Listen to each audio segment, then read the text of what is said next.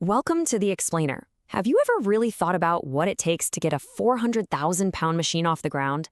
Today, we're pulling back the curtain on the takeoff, a moment that's less about sheer force and a lot more like a beautifully conducted orchestra. What you're really looking at is a perfectly timed performance by an orchestra of hidden systems. So let's go on a journey together from the gate all the way to the sky and see how every single piece works in perfect harmony. And our journey begins, maybe surprisingly, right at the gate. Long before the engines even think about starting, we have to tackle the most fundamental challenge of all: weight. Getting that final takeoff weight isn't a guess. It's a methodical science. You start with the plane's basic weight, right? Then you add the crew and all the catering. After that, you stack on every single passenger and all their cargo to get what's called the zero fuel weight. And only then do you top it off with thousands of pounds of fuel to get that all-important final number. It's a precise, step-by-step process. But here's the thing. It's not just about how much the plane weighs. It's about where that weight is. This all-important balance point is called the center of gravity, or CG. You can think of it as the airplane's perfect pivot point in the sky. And this is where it gets really smart. This isn't just about being balanced for safety. It's about efficiency. Loaders use special software to carefully arrange cargo to shift that center of gravity slightly towards the rear of the plane, all within very strict limits, of course. Why? Because doing this actually reduces aerodynamic drag. The plane flies cleaner through the air, which saves a ton of fuel and can even increase its range. Pretty clever, right? All right, so the weight and balance are all sorted. Now it's time to wake the giants. The aircraft needs some serious power and muscle to get moving, and that process kicks off the second we start pushing back from the gate. You know that distinct whirring sound you always hear at the gate right before they close the doors? That's not just some random noise. That's the sound of the plane's muscle waking up. It's the hydraulic system pressurizing. You need immense force to move those giant control surfaces on the wings, to lower the landing gear, and to apply the brakes. All of that power comes from this one incredible system. So why hydraulics? Why not something lighter, like a system that just uses air? Well, it comes down to raw power. Hydraulic fluid is basically incompressible, which means you get an instant, powerful, and super precise response. Pneumatic systems, which use compressed air, are definitely lighter, but they just can't deliver the kind of brute force needed to move an airliner's massive flight controls. Now, managing all the power from those huge engines isn't just done by hand.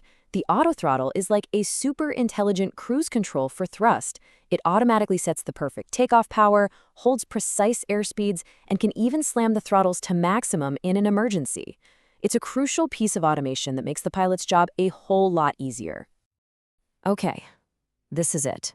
We're lined up on the runway. The math is done, the systems are alive, and this is where every part of the orchestra has to perform flawlessly.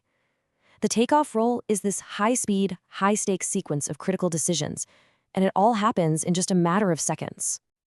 Before we can even think about lifting off, the pilots have to hit a speed called VMCG. So what is that? It's the absolute minimum speed where there's enough air flowing over the rudder, that big fin at the back, for it to actually steer the plane. This is critical because if an engine failed below this speed, the pilots wouldn't be able to keep the plane straight on the runway. And then comes the most critical speed of them all, V1. You can think of this as the ultimate line in the sand. Before hitting V1, there's enough runway left to slam on the brakes and stop safely. But the moment you pass V1, that's it. You are committed to flying. It is the point of no return. The rule is simple, absolute, and drilled into every single airline pilot.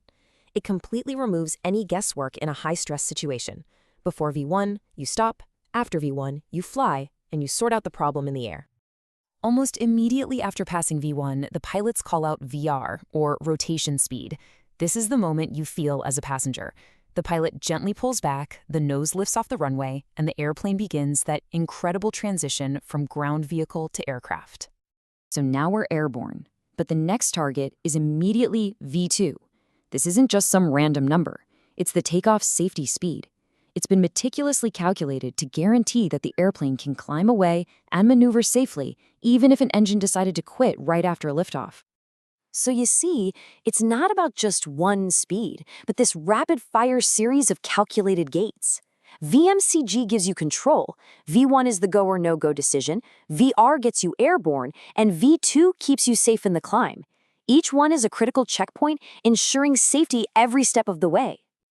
Now that we're safely climbing away, let's talk about something really clever. It's a technique pilots use all the time to fly more efficiently. And believe it or not, it involves taking off with less than full power. It sounds completely counterintuitive, doesn't it?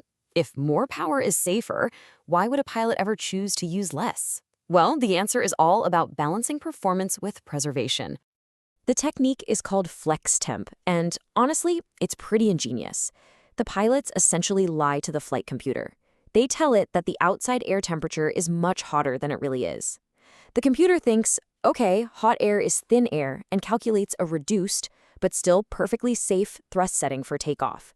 This puts way less stress on the engines, which is a huge deal, when a single engine can cost millions of dollars. Now, while this technique is fantastic for saving engine life, safety always comes first. Flex temp is strictly forbidden anytime you might need every ounce of power available. We're talking short runways, a very heavy plane, or if there are obstacles like mountains nearby that demand maximum climb performance. So, from those careful calculations on the ground to the sophisticated techniques in the sky, we've seen how all these different, distinct systems have to come together to perform this one critical maneuver. See, it's never just one thing. It's the perfect harmony between those precise weight calculations, the raw power of the hydraulic muscle, the critical decision points of the V-speeds, and the smart efficiency of techniques like flex temp. That is the unseen orchestra that makes modern flight not just possible, but incredibly safe. So now that you know the score, your next flight might sound and feel a little bit different. Will you notice the whir of the hydraulics, or will you try to feel that exact moment of rotation? Thanks for watching The Explainer.